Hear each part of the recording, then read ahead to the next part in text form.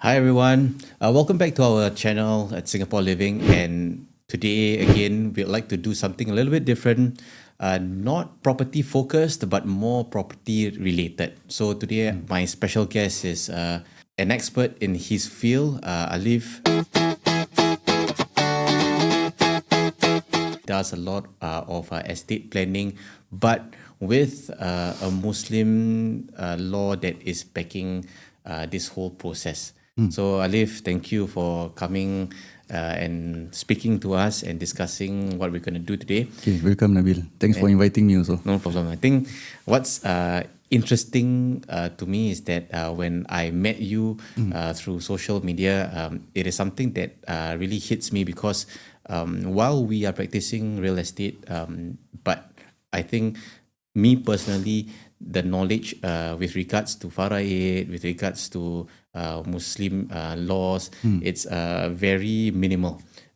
We scratch the surface, but I think today what we want to discuss is more on a little bit more in depth because you are familiar with it. This is what you do, so I think it's something that is good to discuss about lah.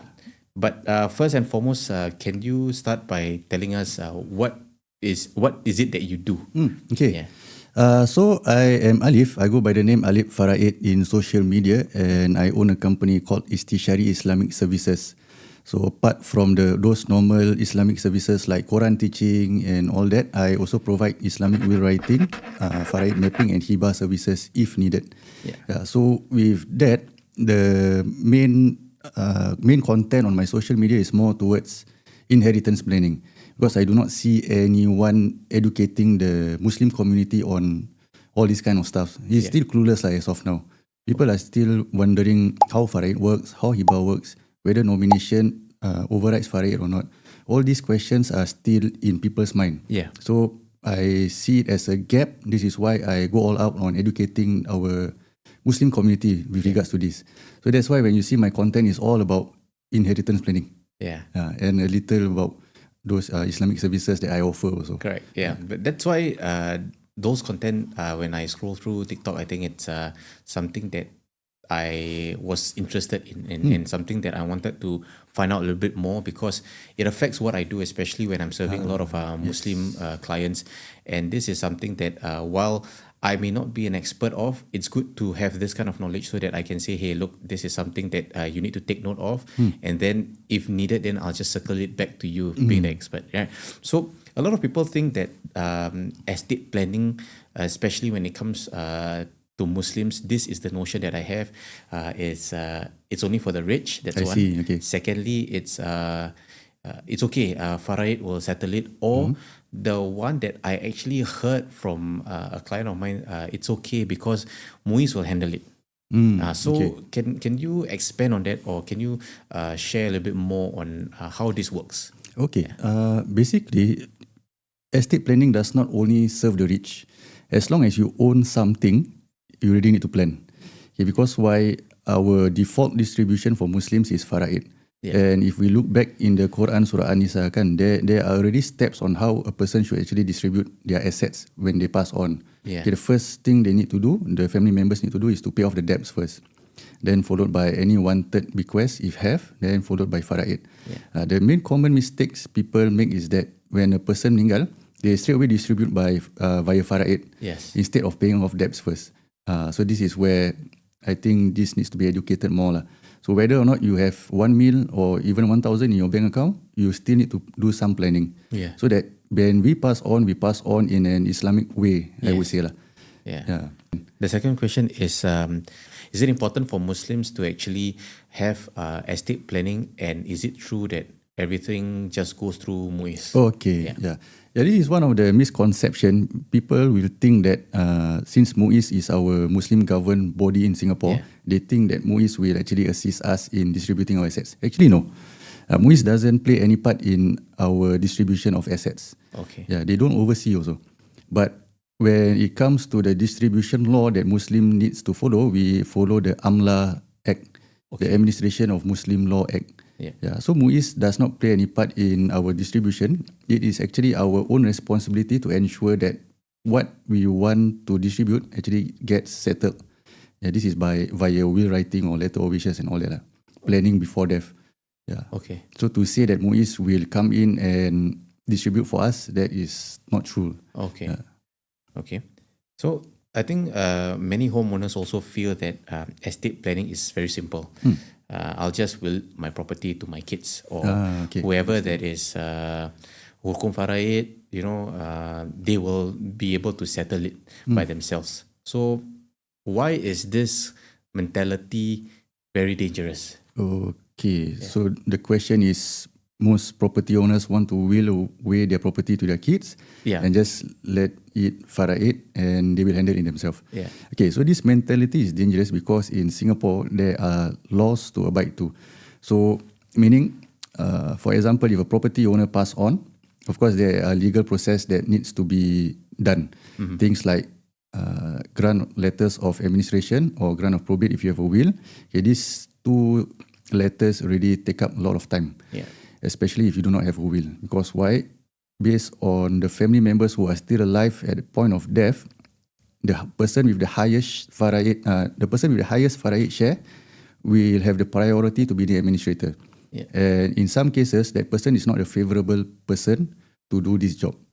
So when we have a document to back, when we have a will to appoint someone to do the claim on behalf of us, that means we already appoint this person. Nobody else can take up that role. And to just leave it to Faraid, it is okay. That one is okay. But to have the mentality that they will settle themselves, that is not right. Because we do not know what will happen when the money fall into their hands. We can assume that currently our family members are all okay. But when things happen 5 or 10 years later, we do not know what kind of financial situation they are in. Yeah. So if your intention is to maybe give equally, or you want some of your family members to get more, okay, this is where we should plan before death happens.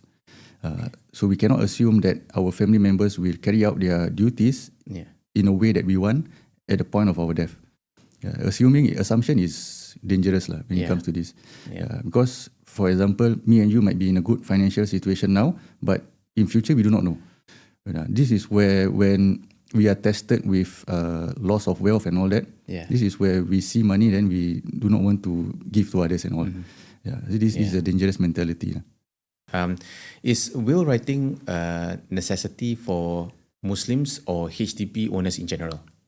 Okay, in general, there is this hadith that mentioned that we should not sleep 2 nights without writing a will. So when the Prophet mentioned 2 nights, it shows urgency in actually writing a will.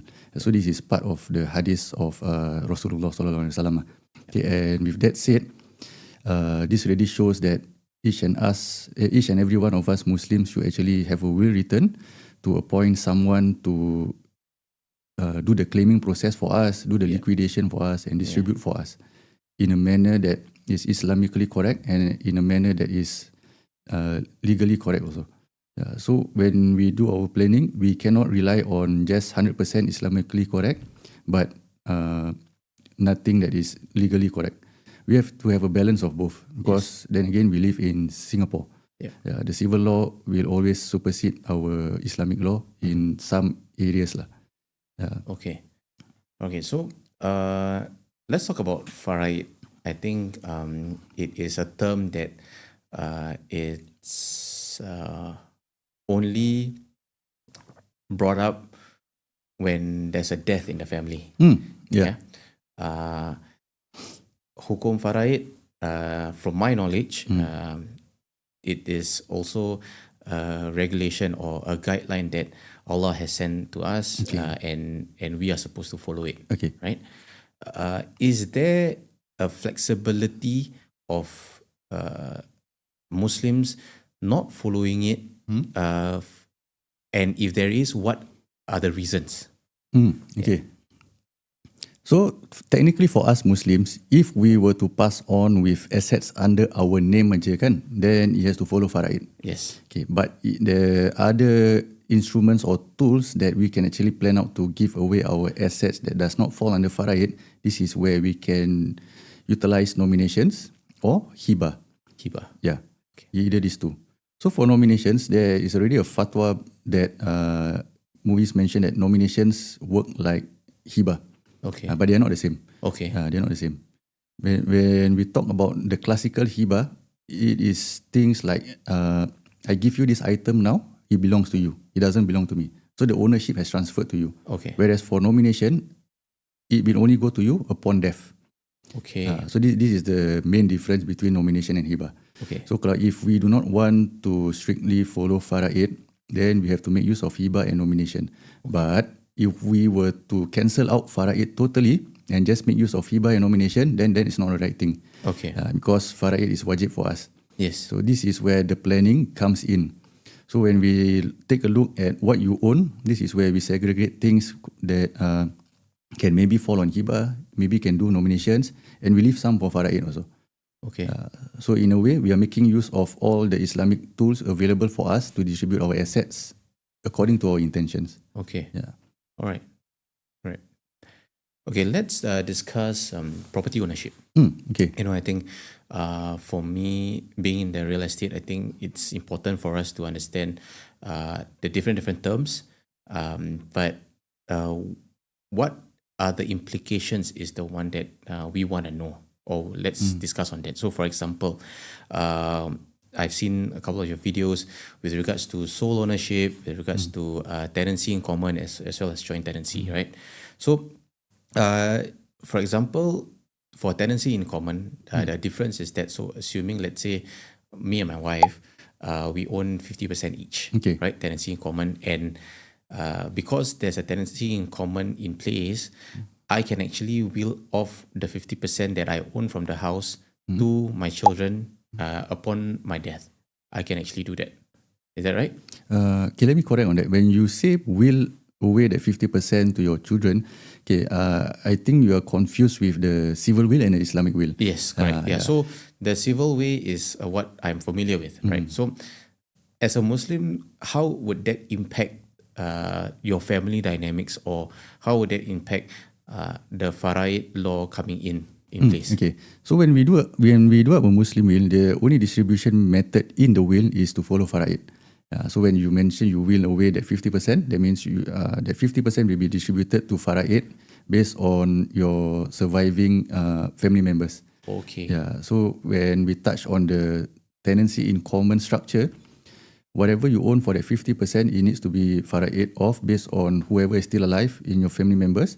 Whereas the spouse, she gets to keep the 50% share. Yeah, on trust. On trust. Yeah. Yeah. So as long as she does not sell off the property, she can still stay there, but on trust. Okay. So only if she decides to sell off the property, then the distribution of Faraid takes place. Yeah, correct. Okay. So it's held on trust. Inclusive of her share. No, her share, she gets to keep her share. Okay. Because it's 50% Alright, that she okay. owns. Yeah. Okay, Or so- if she choose to buy over your 50% share, then the liquidation, the distribution of Faraid will take place after she bought over the share. Understand. Okay. Okay. Then in that case, I want to ask about joint tenancy, right? Okay. So because joint tenancy, there's a new fatwa that was rolled out by MUIS, I think quite recent, just before or after MUIS, after COVID, Yep. that the right of survivorship, which is what the civil law practice, would apply to what we have as a Muslim owner. Can you discuss about that? Like, in your opinion, what would that, is that something that we should look out for, especially when somebody purchases a property, because they need to make a decision whether they want to put it under joint tenancy or tenancy in common? Yeah. Okay. So for this joint tenancy, like what you mentioned, the fatwa was released in 2019, if I'm not wrong. Yeah, so before that, if you own a joint tenancy and you were to pass away before that, the house still needs to be Faraid. Yeah. So this is a good initiative by MUIS to actually ensure that the surviving owner actually gets to still stay in the house, own the property in a way. Okay, whenever we want to decide on the ownership of the property, we need to take a look at our family nucleus first. Okay, so for example, if me and the spouse, that means it's our first marriage, and we have kids together, then having a joint tenancy is okay. I would highly recommend that. Okay, because why? If anything happens to me or my spouse, at least we still have a place to stay, and and we will become the new owner of the property, sole owner.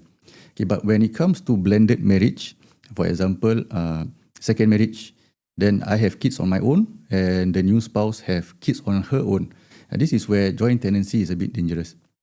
Because why? If anything happens to, for example, me, then the new owner will go to the new spouse, example. So if she pass on, it will only follow her Faraid, which is herself, which is her kids, and my kids will get nothing. As an example. Yeah, so for blended marriage, I usually recommend TIC, tenancy in common. So that if I pass on, my kids have a share of the property. If she pass on, her kids have a share of a property. Okay. Yeah. So, but if it's a first marriage, and or we is our typically our second or third property together as the original family with our own spouse and our own kids together, then joint tenancy is okay. Yeah. But if blended marriage, this is the thing to take note. I see. Yeah, because I receive a lot of calls that, dad divorced with the mom, then dad married someone new, then the property, the dad masukkan the new spouse punya name, and they have kids together. Then when the dad pass on, the kids who are adults now, they don't get anything from the dad. Yeah, so they were a bit unhappy about that lah. But then again, I told them that this is the rulings of HDB, and actually nothing can be done lah. So planning for the ownership structure of the property is also equally important if you have a blended family. All right. Okay, so in my industry, there are a couple of our Malay Muslims who owns multiple properties because typically as a real estate agent, we would like to maximize our clients' portfolio. Reason is because it's also like part of their retirement planning, and we all grew up with monopoly, so owning multiple properties means you have a lot more assets, and then it also equates to having a comfortable retirement, right? So with owning multiple properties, for example, husband and wife owning one each, how would that affect the Faraid law, assuming either one passes on, because they are both like sole owners? Okay. Yeah. It boils down to the intention of how they want to distribute. Do they want to liquidate the property, or do they want the spouse to own that property? Yeah. So would I be able to, assuming let's say I own one property and my wife owns one property, if either one of us passes on, either party would get that property in full. Can I do that? So that means they will be owning two properties. Am I right to say that? For private, that means they will be owning two properties. Yes, correct. Okay. Yeah. You can do that provided you have some form of so how this is how it's going to work. So for example, husband and wife own a property each, both private property. So if the husband pass on, by right, the property has to be liquidated and Faraid off based on his family tree lah, I would say. Okay.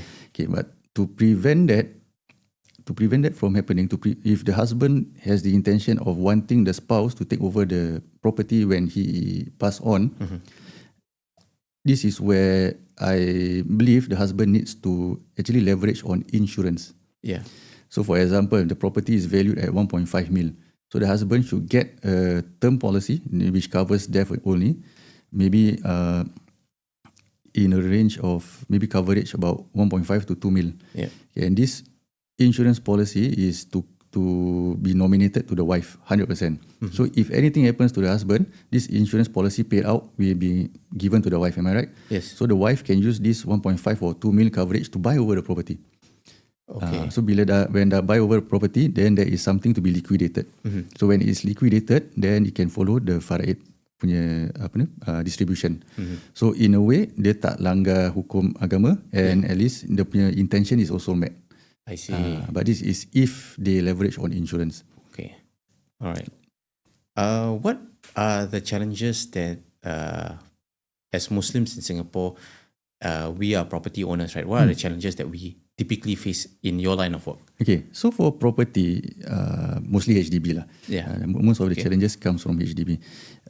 We cannot most parents, they have the intention of wanting to give the property to their kids when they're no longer around. Yeah. And this is not something very straightforward.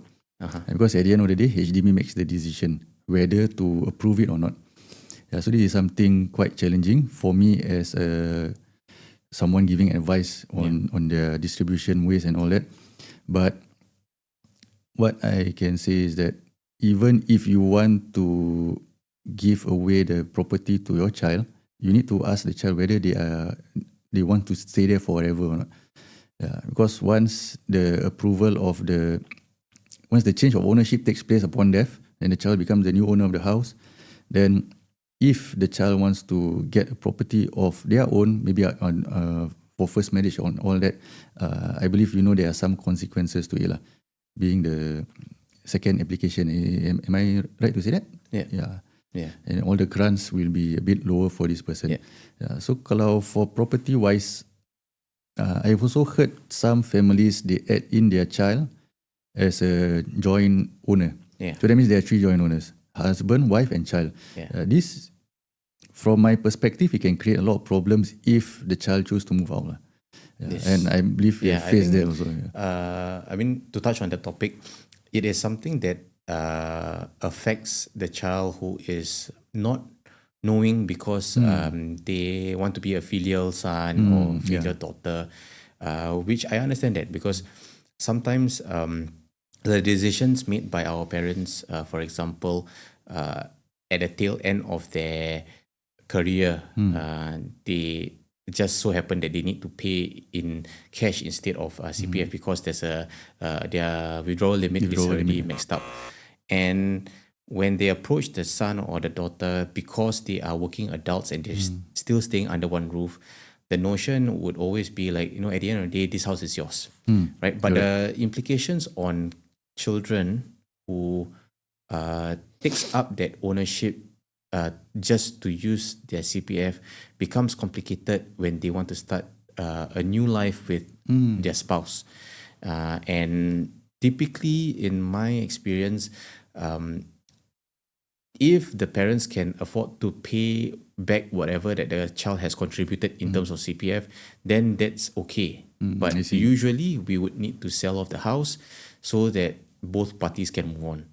And it brings up a lot of emotions and sensitivity when we're discussing this with the kids, especially who are co-owners with the parents. And then, when the kids wants to approach the parents about this topic, it becomes very uncomfortable.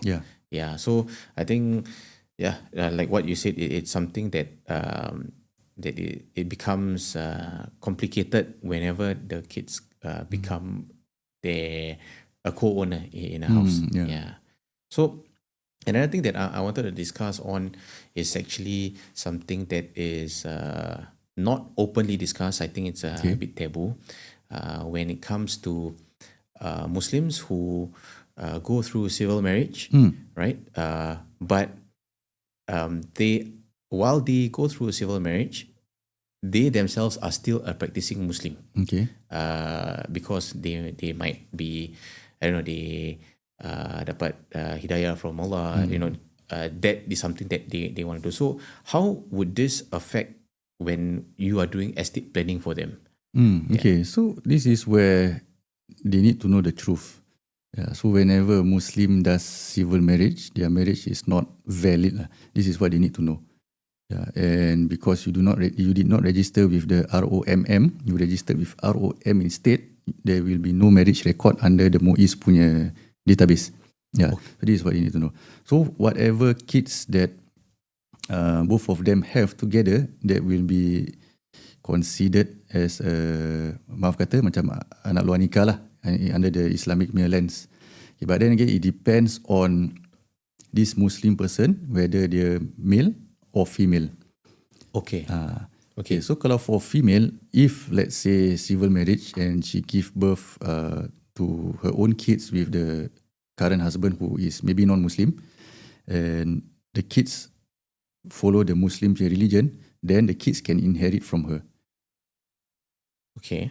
If their kids are Muslim lah. But Yeah. if the kids are non-Muslim, non-Muslim cannot inherit from a Muslim. It doesn't matter whether you give birth to the kids or not. But if you're Muslim, if you're a Muslim mom, you give birth, but your kids does not follow Islam, the law says that non-Muslim cannot inherit from Muslim. Okay. So, assuming, let's say, the mom is mualaf, Okay. uh, Masuk Islam. Okay. and it is on her own accord because the family in itself is assuming non-Muslims, right? okay. So she decided to revert. How does that affect the whole thing? Like, for example, now I'm a registered Muslim. Okay. If I were to pass on, let's say she has a will and she said that if I were to pass on, I need, because I'm a Muslim already, I would want to be buried in the Muslim way, Okay, and my whatever that I own, I want to distribute it in accordance to the Muslim law. Okay. But how would that affect the whole situation? Yeah, it's the same as what I mentioned earlier. If she is the only Muslim in the family, that means her direct family, the spouse and kids, does not inherit. Okay. Yeah. So with that said, whatever planning that she can utilize is like what I mentioned earlier again, do hibah or nominations. Yeah. Okay. But then she cannot strictly cancel out faraid in totality. Yeah. All right. So that means her parents does not get anything, her non-Muslim husband and non-Muslim kids does not inherit directly from her if no planning is done. Okay. Wow, that's interesting. Okay, so another situation that I wanted to discuss on is siblings. Elderly siblings who does not have parents already, Okay. but they're sisters, right? So there are three sisters. So the elder sister, when she passed on, because they don't have any other next of kin, this particular sister decides to will whatever properties or estate that she has to the younger sister, right? Without giving the middle sister anything. I see. Reason is because she feels that the middle sister has never been there for her for personal reasons, and she decided to do that. Is that allowed in the Muslim law? Okay, so when we talk about faraid and when we talk about things like shares going to siblings and all that, we need to remember that the faraid law is from Allah. So with that said, each and every of our family member, we have our own shares in percentage or in fractions. So if we were to deprive them of getting their own share, that means we are cancelling out Allah's law in a way lah. So for my consultations, I will try to get them in the proper state of mind to actually accept that, you like it or not, whether this sister has been there for you or not, the share that Allah dah tetapkan, that one is her share. We have no rights to actually deprive her from that. But again, we can make use of hibah and nomination to channel more to the younger sister without excluding the middle sister out. This is one of the things that we can do. So that means the middle sister gets her own share, her rightful share, but your intention of giving more to your younger sister is also met. Okay. So you are safe on both levels. I see. All right. Okay, so that is something that we see happening. I don't have the stats to tell you whether it's happening more often, but I think now that we are talking about estate planning, or I've been in the industry for more than a decade, I'm seeing a lot more situations, and each situation is very, very different. So that's the reason why I think I invited you here to discuss a little bit more on faraid, about hibah, about nominations, because I think a lot of our audience or a lot of the people in our community not that they don't care less, but they didn't know better. So I hope that we could actually explore on this and hope that with whatever that we've discussed today is something that is beneficial for them, and that they have a lot of takeaways from us lah. Yeah. So I think that's our time today. I don't want to take too much of your time, but I think what's more important is we hope that whatever that we discussed today is more of sharing our knowledge. It's not so much about trying to educate you or trying to pinpoint what's right, what's wrong, but it is what we know to the best of our knowledge and to share with our audience. So if you'd like to find out more about estate planning in a Muslim way, please get in touch with Alef. I'll put a QR code at the end of the video for you to get in touch with him. And more importantly, if you guys are looking towards real estate, buying, selling, investing, I'm your guy. And thank you again for tuning in to our channel. And we'll be having more videos, more content putting out for you. So thank you again. Thank you, Alef, for being here. All right. Thank you. That's our time. Thank you.